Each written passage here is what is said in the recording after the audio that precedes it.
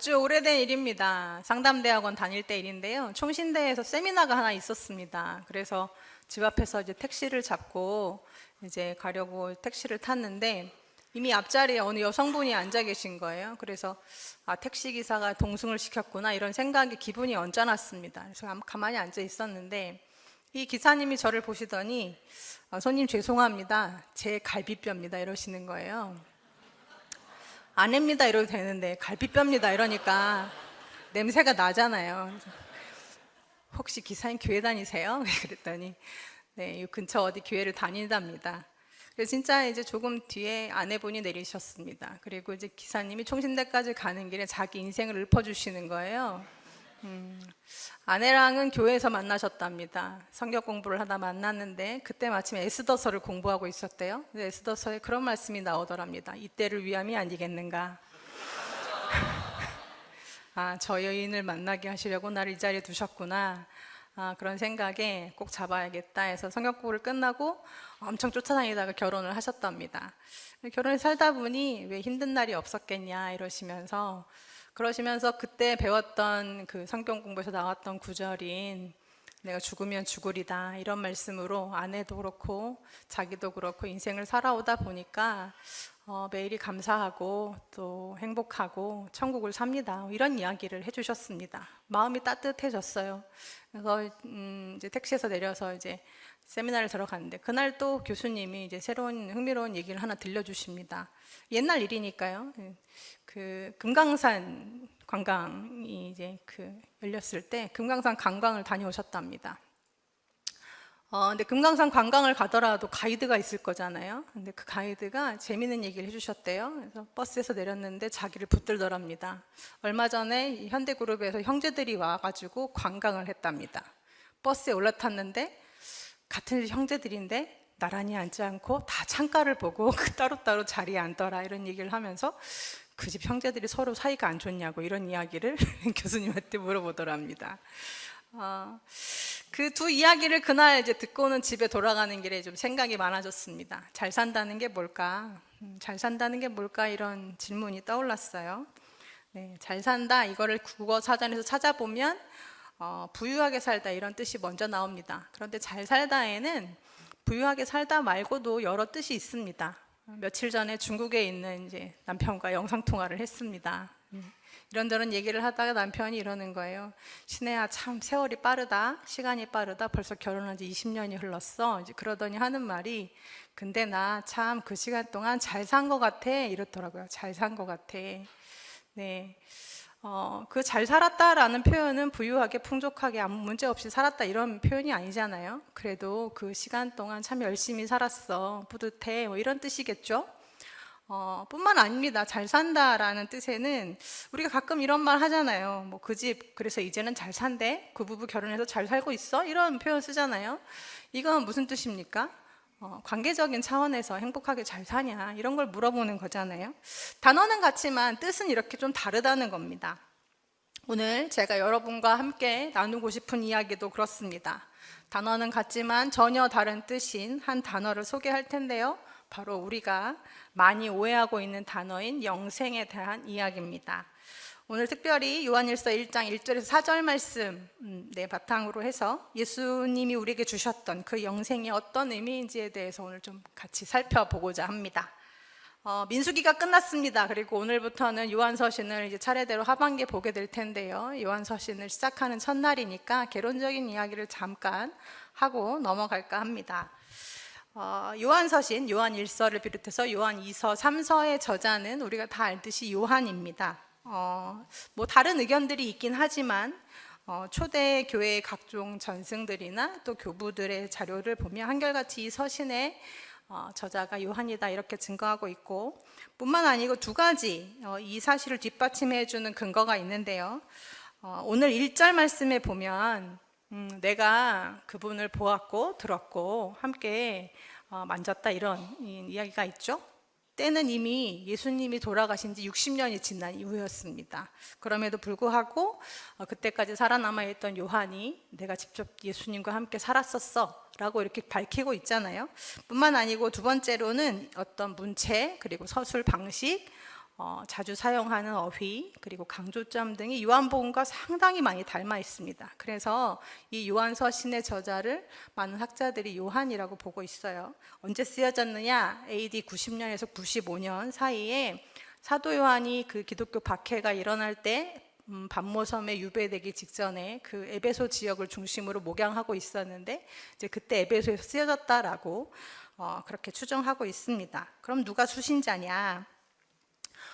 요한이 이 편지를 보낸 것은 그래서 그 에베소 교회를 중심으로 해서 소아시아 지역에 흩어져 있던 불특정 다수의 교회들 그리고 성도들에게 보낸 편지다 이렇게 알려져 있죠.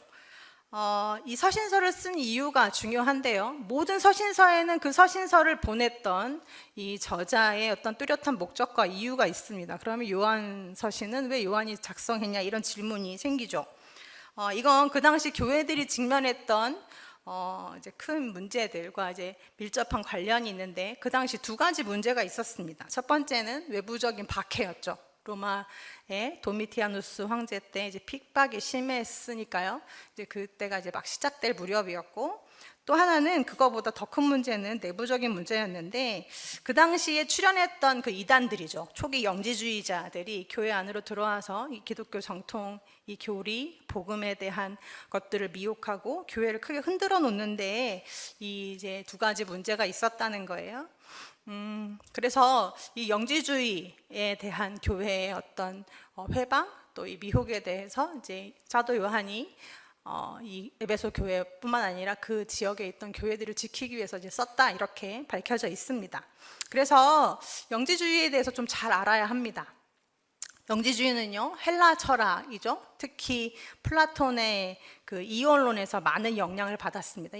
그래서 뭐 간단하게 설명을 드리자면 세상은 저급하고 무가치한 물질 세계와 또 영원하고 완전한 영의 세계로 분리된다 이렇게 이제 생각하고 있었고, 인간이에도 마찬가지인데 우리 육체는 악하고 영은 선하다 이렇게 이제 두 가지로 나눠서 생각을 했죠. 이 선한 영혼이 이 육체의 감옥에 갇혀 있는 게 인간의 존재다 이렇게 봤습니다. 그래서 이 선한 영혼이 이 육체의 감옥에서 탈출해서 저 영의 세계로 가는 것이 구원이다라고 생각했고, 그런 과정에서 이제 구원을 이루어지기 위해서는 꼭 한 가지 조건이 필요한데 영지, 특별한 영적인 지식이 깨달아져야만 이제 구원을 받을 수 있다 이렇게 생각했습니다. 그런데 문제는 뭐냐면 그 영지, 특별한 지식은 모든 사람에게 열려 있는 게 아니라 극히 소수의 선택된 사람들에게만 열려 있는 거라고 주장을 했죠. 이러한 사상과 배경을 가지고 있는 영지주의는 기독교와 정면으로 충돌할 수밖에 없었어요. 왜냐하면 먼저 아까 전에 설명드렸듯이 이런 구원을 얻는 사람은 극히 소수의 그 선택된 사람들만이 구원을 받는다라는 엘리트주의를 표방하고 있었기 때문에 기독교의 진리는 그 복음의 보편성, 구원의 보편성을 이야기하잖아요. 그러다 보니까 이 두 가지 사상이 이제 충돌할 수밖에 없었던 거죠. 뿐만 아니고 기독교의 가장 중요한 진리인 예수 그리스도의 성육신을 부인합니다. 왜냐하면 예수님이 하나님이라면 그 하나님이 저급한 육체를 가지고 이 땅에 태어나실 수 없다 이렇게 생각하는 거죠.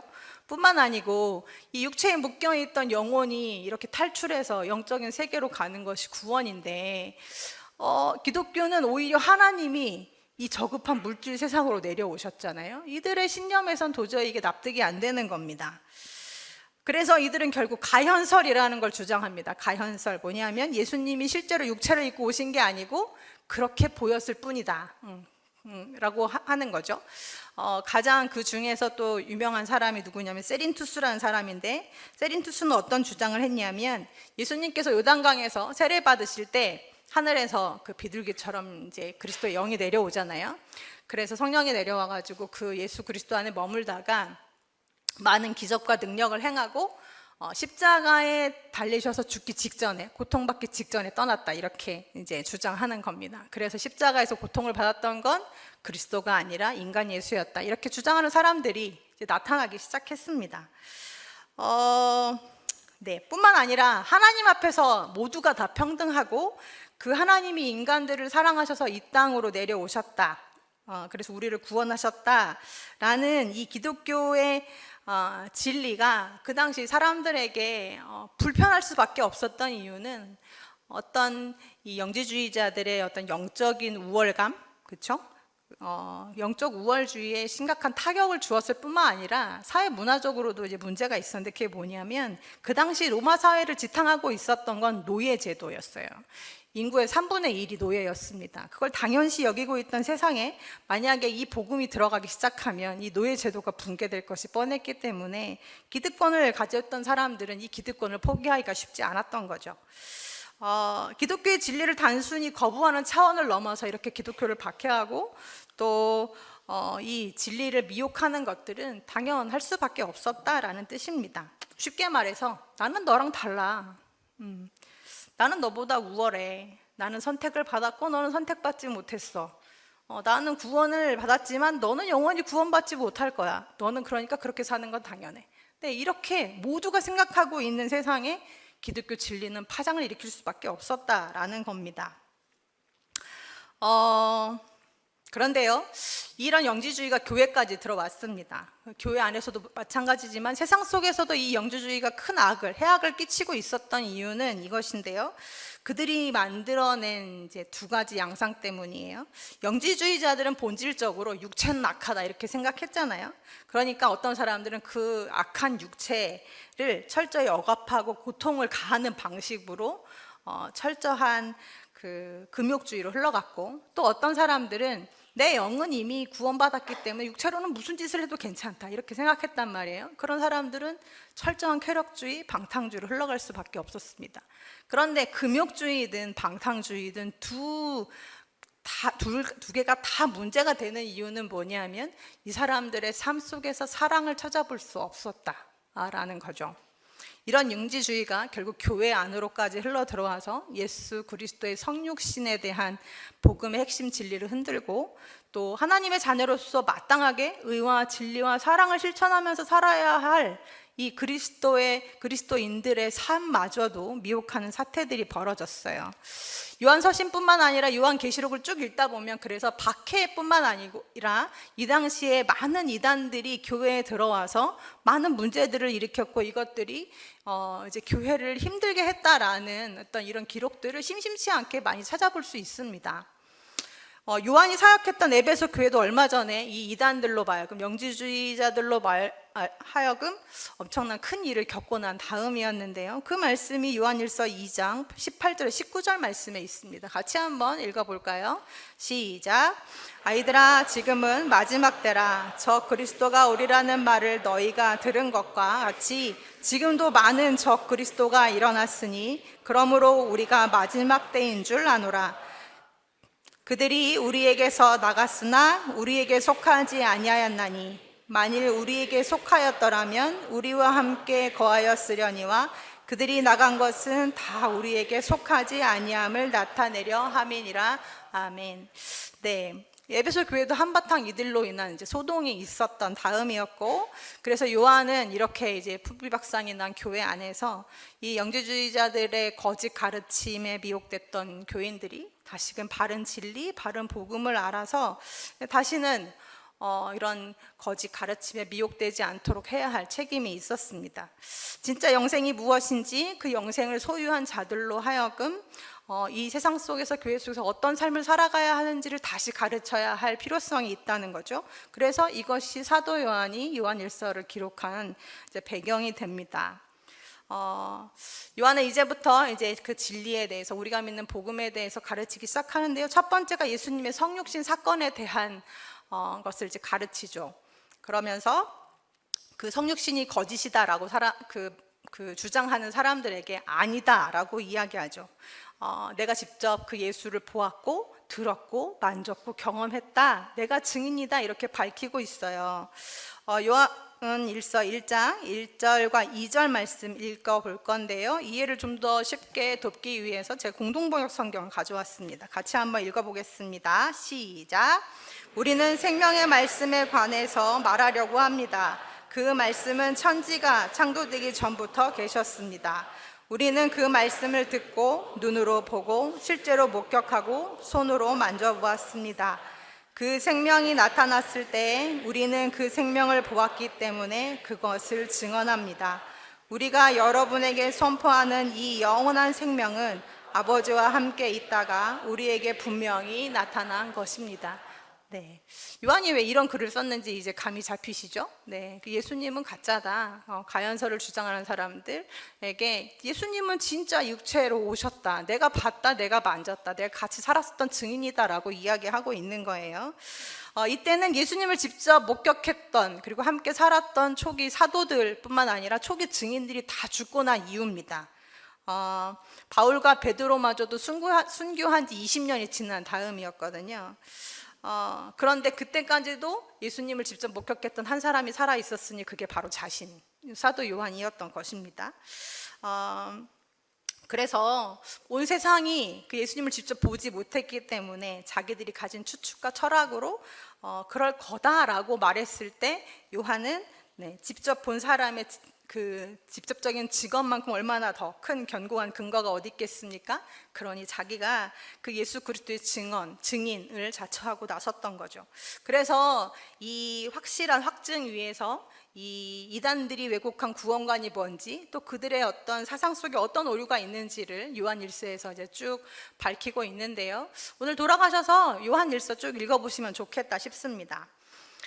먼저 그들이 부인하는 예수 그리스도에 대해서 이야기하기 시작합니다. 요한일서 1장 1절과 2절 말씀에 요한은 이제 그 예수님을 설명할 때 처음 말씀에 빗대서 소개하거든요. 태초부터 있던 생명의 말씀이 우리 가운데 나타났다 이렇게 표현하고 있어요. 그런데 이거 어디서 많이 보신 구절이죠? 요한복음 1장 1절에서 3절 말씀에도 비슷한 말씀이 있습니다. 같이 한번 읽어볼까요? 시작. 태초에 말씀이 계시니라. 이 말씀이 하나님과 함께 계셨으니 이 말씀은 곧 하나님이시니라. 그가 태초에 하나님과 함께 계셨고 만물이 그로 말미암아 지은 바 되었으니 지은 것이 하나도 그가 없이는 된 것이 없느니라. 네, 그러면서 이제 예수님을 하나님과 함께 있었던 말씀이다라고 표현하고 있어요. 그리고 요한복음 1장 14절에서도 그 말씀이 육신이 돼서 우리 가운데 거하셨다라고 얘기하고 있는데, 요한이 요한복음에서도 그렇고 요한 1서에서도 얘기하는 그 로고스 말씀이라는 건 그냥 이렇게 목소리를 얘기하는 게 아니라 창세기 1장 1절에서 기록돼 있던 보이지 않지만 세상을 창조하신 창조의 능력의 주체고 또 인격이고 존재다라는 것들을 가르치고 있어요. 그래서 우리가 창세기 말씀을 잠시 봐야 되는데요. 그 창조의 기사가 적혀있는 창세기 1장 1절과 2절을 함께 보았을 때 우리가 눈여겨보아야 할 만한 단어가 두 가지가 있습니다. 첫 번째는 1절 말씀에 나온 이제 하나님인데요. 태초에 하나님이 천지를 창조하시니라 해서 이 하나님은 단수가 아니라 복수로 쓰였습니다. 그리고 두 번째, 하나님의 영이 이제 창조를 하면서 수면 위를 운행하셨다라는 말씀이 있는데요. 운행하셨다라는 것에 해당하는 히브리어가 라카프라는 단어입니다. 라카프. 이 라카프라는 뜻이 뭐냐면 닭이 달걀을 품어서 부화를 시킬 때 온 달걀의 온도가 골고루 표면에 전달되기 때문에 이 가슴에 품고 계속 달걀을 굴린답니다. 이거를 라카프라고 해요. 또 하나는 새가 저 하늘 위에서 저 땅에 있는 어떤 이제 자기 먹이를 잡아먹을 때 그 먹이를 목적지에 두고 계속 지켜보면서 선회하는 것들을 라카프라고 합니다. 헬리콥터가 어느 지점에 내려앉을 때도 계속 선회하면서 그 지점을 찍고 내려앉잖아요. 그걸 라카프라고 한다는 거예요. 무슨 뜻이냐? 주어가 어떤 정확한 목적과 의지를 가지고 계속해서 멈추지 않고 움직일 때 그걸 라카프라고 하는데, 처음 계셨던 그 삼위의 하나님, 삼위일체의 하나님이 세상을 창조하려고 하시는 목적을 가지고 그 세 분이 연합해서 계속해서 일하셨다라는 뜻이라는 건 거죠. 그분들의 연합의 사역 속에서 천지가 창조됐을 때 그 모습이 얼마나 보기에 아름다우셨던지 하나님 말씀하시기를 보시기에 심히 좋았더라, 이렇게 창세기에 말씀하고 있어요. 그래서 그 동산의 이름을 가리켜 우리는 에덴이라고 합니다. 에덴의 뜻은 기쁨입니다. 네, 그 세 분의 하나님의 연합처럼 사람이 사람과 함께 연합할 때, 사람이 하나님과 연합할 때, 사람이 피조세계와 연합할 때 그 모습이 얼마나 보기에 아름다웠던지, 그 안에 얼마나 기쁨이 충만했던지 그 동산의 이름을 에덴이라고 하셨다라는 거예요. 그런데 문제가 하나 생깁니다. 죄가 들어와서 그 에덴에서의 그 아름다웠던 연합의 관계, 그렇죠? 그리고 하나님 주셨던 풍성한 그 생명, 이 모든 것들이 깨집니다. 그리고 하나님 주셨던 그 기쁨이 사라지게 되죠. 그런데요, 아까 보았던 그 라카프라는 단어는 하나님의 창조 사역이 끝났을 때 완료형으로 써 있지가 않고 미완료형으로 써 있습니다. 분사 시제로 해서 계속해서 일어나고 있다라는 것들을 얘기하고 있는데, 무슨 뜻이냐면, 그래서 창조가 끝났을 때 하나님이 손을 떼었던 게 아니라 그 이후로도 계속해서 기쁨의 동산을 더 기쁘게, 아름다운 동산을 더 아름답게 만들어가고자 하는 하나님의 사역이 멈추지 않았다라는 뜻이고요. 또 계속해서 생각해 보면, 죄가 그 에덴의 침범에서 모든 관계를 깨트리고 사람 안에 죄가 찾아와서 생명을 잃어버리고 기쁨을 잃어버렸을 때, 다시 생각해 보십시오. 그때부터 하나님은 더 열심히 일하시지 않았겠습니까? 그것을 회복시키시기 위해서, 그 에덴의 기쁨을 다시 회복시키시기 위해서 하나님은 계속해서 일하고 계셨다라는 뜻입니다. 그러니 일단 죄가 들어와서 그 죄 있는 상태에서 영원히 사는 생명나무의 열매를 먹고 그곳에 살면 안 되니 인간을 어떻게 하십니까? 동산에서 분리시키십니다. 그리고 가죽옷을 지어 입히시고 대책을 강구하시죠. 그랬을 때 나타난 말씀이 오늘 요한일서 1장 2절 말씀입니다. 같이 한번 읽겠습니다. 시작. 이 생명이 나타내신 바 된지라 이 영원한 생명을 우리가 보았고 증언하여 너희에게 전하노니 이는 아버지와 함께 계시다가 우리에게 나타내신 바 된 이시니라. 아멘. 네, 하나님과 같이 저 하늘에서 잘 거하고 계시던 예수님이 왜 뜬금없이 이 땅으로 내려오셨겠습니까? 왜 우리들 가운데 굳이 나타나셨겠습니까? 아까 설명했던 라카프, 삼위일체 하나님의 회복의 사역이 끊이지 않고 계속되고 있었고, 그것에 대한 증거가 바로 요한일서 1장 2절 말씀에 적혀져 있습니다. 여기서 우리가 오해하지 말아야 할 한 단어가 있는데요, 오늘 제가 여러분에게 말씀드리고 싶었던 영생이라는 단어입니다. 영생 그러면 죄로 인해 죽을 수밖에 없는 우리 존재를 살리시기 위해서 예수님이 이 땅에 오셨고, 그래서 우리는 예수를 믿음으로 인하여 영원히 죽지 않고 살아갈 수 있는, 이 땅에서도 저 땅에서 계속해서 우리의 생명이 끊이지 않고 살아갈 수 있는 그 생명을 주시려고 오셨나 보다, 우리는 이렇게 오해합니다. 그런데요, 영원한 생명에 대한 헬라어 원어를 찾아보면 좀 어려운 말이긴 한데요, 어떻게 적혀 있냐면 텐 조엔 텐 아이오니온 이렇게 적혀져 있습니다. 두 가지 단어가 합성되어 있어요. 아이오니오스라는 영원한이란 단어와 조에라는 생명이 합쳐져서 영원한 생명이란 단어가 이제 나온 건데요, 만약에 조금 전에 설명드렸던 우리가 흔히 알고 있는 그 영생, 죽을 수밖에 없던 영혼들을 살리시기 위해서 오셨고, 우리는 이미 그 영생을 받았기에 죽어도 천국에서 영원한 삶을 누리고 있다라는 의미에서의 영생이 되려면 이 단어 속에 이제 오류가 하나 있습니다. 뭐냐면 그 조에라는 단어가 아니라 다른 단어가 들어가야 한다는 뜻이에요. 좀 어려웠지만 잘 따라와 보시기 바랍니다. 헬라어에는 생명을 가리키는 단어가 세 가지가 있습니다. 우리는 생명 그럼 이제 하나밖에 모르지만 헬라어에는 세 가지가 있는데요, 첫 번째는 비오스입니다. 비오스, 이 땅에서의 삶, 인생, 그 인생을 지탱해주는 조건들, 인간의 생활 이런 것들을 의미하는 비오스라는 단어가 있고요, 두 번째는 이렇게 숨을 쉬는 거 있잖아요, 호흡하는 거, 그리고 우리 안에 있는 어떤 내적인 자, 이런 걸 가리킬 때는 푸시케라고 합니다.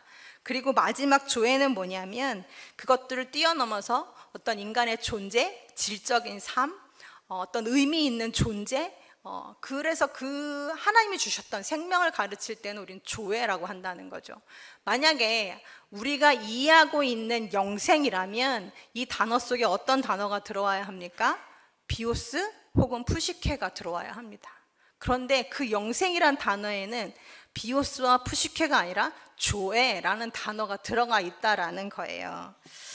무슨 뜻이냐? 예수님은 단순히 죽었던 생명을 살리시기 위해서 오셨을 뿐만 아니라 더 큰 목적이 있었는데, 조회를 잃어버린 내 존재 자체, 가치를 잃어버린, 삶의 의미를 잃어버린 사람들에게 그 삶의 의미와 존재의 가치, 내가 사랑받을 만한 사람이라는 것들을 가르쳐 주시기 위해서, 그래서 예수님이 이 땅에 오셨고, 그러므로 인해서 우리가 이 땅을 살아갈 때 다시금 기쁨과 행복을 회복시켜 주시려고 오셨다라는 거죠. 한번 잘 생각해 보십시오. 여러분은 어느 때가 가장 행복하십니까? 5초 안에 행복하게 해드릴 수 있는데 다음 주에 로또에 당첨되시는 겁니다. 웃으시잖아요. 생각만 해도 너무 좋으시죠. 그런데 조건이 하나 있어요. 그 로또를 가지고 혼자 무인도에 가서 살래요. 평생, 죽을 때까지 아무도 없이. 그래, 행복하시겠습니까? 한 일주일은 행복할 수 있겠죠. 네. 무슨 뜻이냐? 아무리 천국이어도 나 혼자 있으면 그건 천국이 아니라는 거예요. 최소 그걸 자랑할 만한 어떤 사람이 있어야 그게 행복하지, 자랑할 만한 사람이 내 옆에 없으면 그게 행복이 될 수 없다라는 건 거죠. 그렇다면 같은 의미에서 우리 안에 푸시케가 있어요. 우리 안에 비오스가 있습니다. 그런데 그 두 가지만 가지고 살아가면 행복하시겠습니까? 아니죠. 우리 안에 진짜 행복을 가져다 주는 거, 우리 안에 참 기쁨을 가져다 주는 건 조의 생명이 우리 안에 있을 때 우리는 하나님이 창조하셨던 본래의 모습대로 정말 이 땅에서도 하나님 나라를 누리며 행복하게 살아갈 수 있다라는 거예요. 그게 하나님이 우리에게 회복시켜 주시고 싶으셨던 영생이라는 거죠. 지난 겨울에 있었던 이야기를 전해드릴 겁니다. 저희 큰아들에 대한 이야기인데요. 아들에게 정식적으로 허락을 받고 말씀을 드립니다. 화요일에 교역자들이 모여서 설교 모임을 하고 났는데 말씀을 쭉 묵상하다 보니 우리 아들의 예화가 쓰고 싶어졌습니다. 그래서 집에 들어가서 먼저 저녁밥을 맛있게 해서 아이에게 먹이고, 주민아, 엄마가 이번 주 설교인데 너의 얘기를 좀 해도 되겠니? 그랬더니 아이가 쿨하게 하시라고 이렇게 얘기하더라고요. 그랬더니 이제 무슨 얘기를 꺼낼지 궁금했나 봐요. 제 옆에 와서 앉아요. 그러면서 이제 긴 대화가 이어졌습니다. 아이가 겨울쯤이죠. 1월쯤에 밤 한 12시쯤에 20살짜리 이제 아들이 찾아옵니다. 어머니, 드릴 말씀이 있습니다.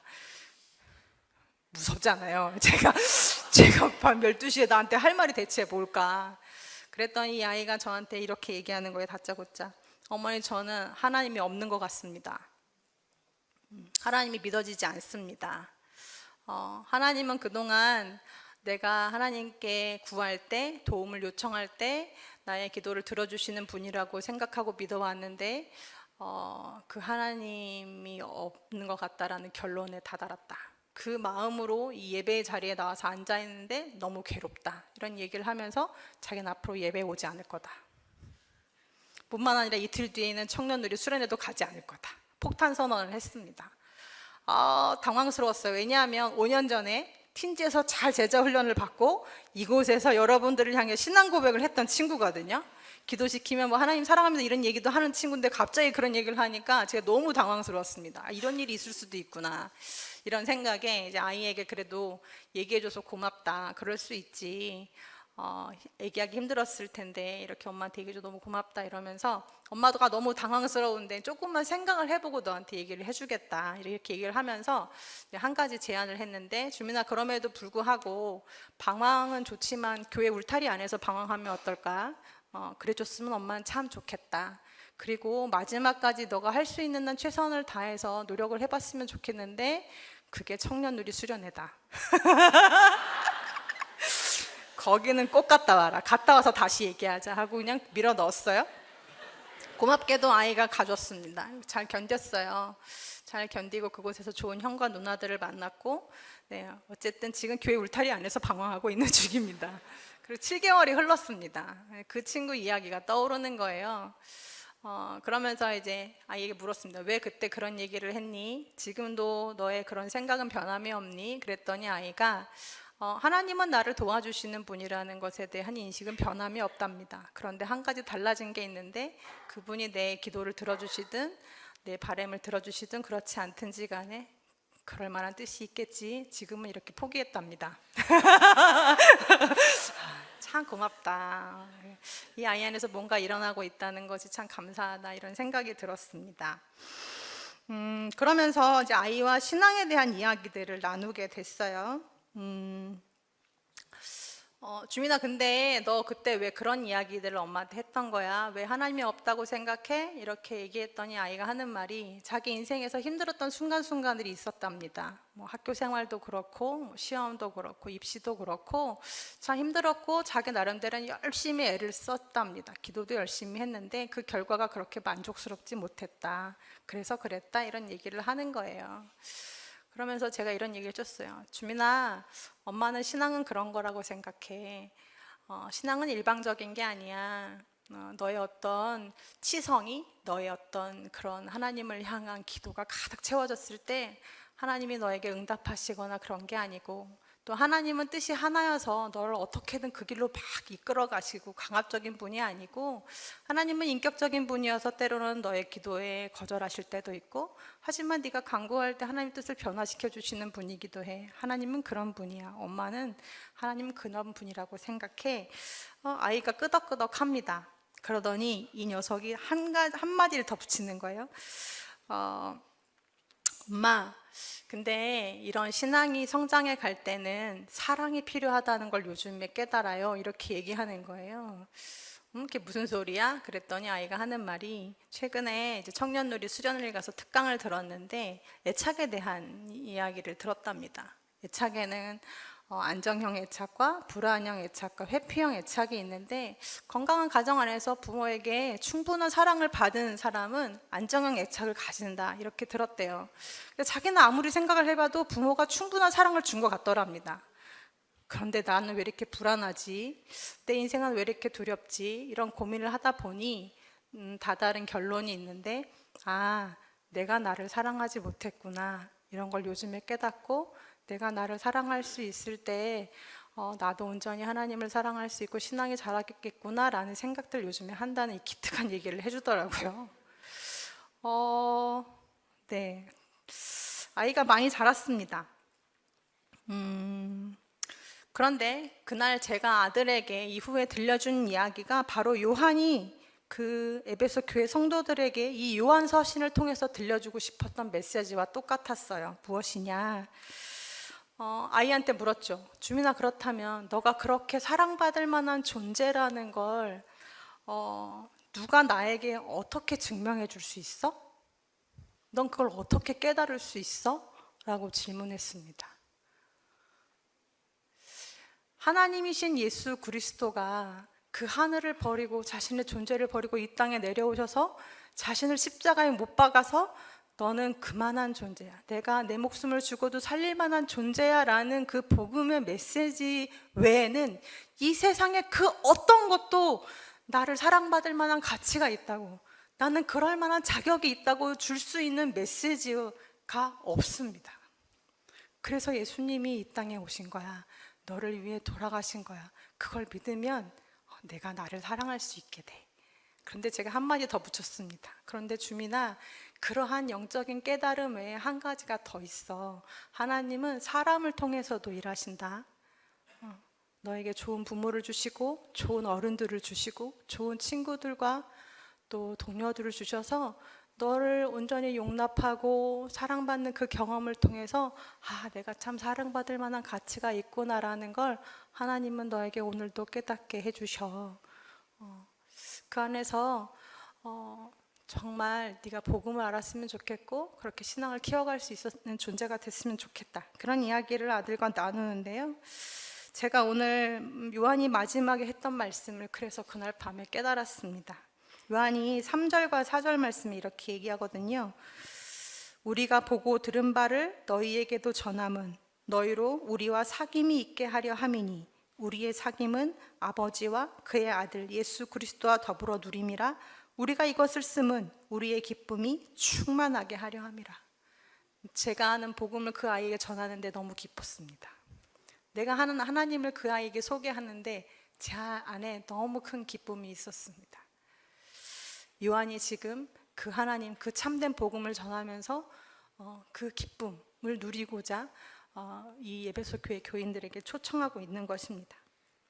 하나님이 나를 사랑하신다는 걸 믿는 거, 내가 참 사랑받을 만한 가치가 있는 사람이라는 걸 믿는 거, 사랑을 몸소 보여주신 그 하나님과의 회복된 관계 속에서 자신의 존재 가치를 발견하는 것, 우리 안에 있는 생명인 조회를 발견한 사람이 나를 사랑하듯 다른 사람을 사랑하고 삼위일체 하나님의 존재 방식인 그 코이노니아 안에서 그 기쁨의 삶, 연합의 삶을 이 땅에서도 살아가는 것, 그것이 천국이고 그것이 영생이다 라고 요한은 가르치고 있습니다. 요한복음에서도 요한이 이 진리를 한 줄로 요약했어요. 뭐라고 얘기하냐면 17장 3절 말씀인데 같이 읽겠습니다. 시작. 영생은 곧 유일하신 참 하나님과 그가 보내신 자 예수 그리스도를 아는 것이니이다. 아멘. 여기서도 알미라는 게 나오는데요, 이 알은 그저 머리로 지식으로 그 예수 그리스도 하나님을 안다는 그런 뜻이 아닙니다. 여기서 말하는 암 역시도 관계적인 삶, 경험적인 그 안에서 경험을 통해서 알게 되는 그 알을 얘기하고 있는 거예요. 즉 그분과 함께 사귀는 삶, 그분과 함께 하는 삶이 바로 영생이라는 거죠.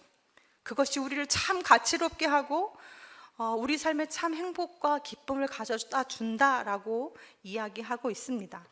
우리가 좋아하고 자주 암송하는 말씀이 있죠. 저도 공항이 찾아올 때마다 늘 암송하는 말씀인데요, 빌립보서 4장 13절 말씀입니다. 내게 능력 주시는 자 안에서 내가 모든 것을 할 수 있느니라. 그런데요, 우리는 이 말씀을 자주 오해합니다. 많이 오해합니다. 하나님이 내게 어떤 능력을 주시면, 특별한 능력을 주시면 우리가 그 어떤 이길 수 없는 상황들과 문제들을 극복할 수 있다고 고백하는 말씀처럼 여겨져요. 그런데요, 그러려면 말씀이 고쳐져야 됩니다. 하나님이 내게 능력을 주시면 그 능력으로 내가 모든 것을 감당할 수 있느니라. 그럼 다시 띄워주실래요? 그런데요, 말씀에는 분명히 적혀 있습니다. 뭐라고 나와 있냐면 내게 능력 주시는 자 안에서 내가 모든 것을 할 수 있느니라. 이게 무슨 뜻인가요? 능력이 필요한 게 아니라 그 능력의 주님이 우리에게 필요하다는 겁니다. 그 능력의 주님과 함께 우리가 환난이든 궁핍이든 비천이든 배부름이든 그 모든 것을 같이 감당해낼 수 있습니다라는 고백이라는 것입니다. 사랑하는 우리 우신교회 성도님들, 신앙은 일방적인 것이 아닙니다.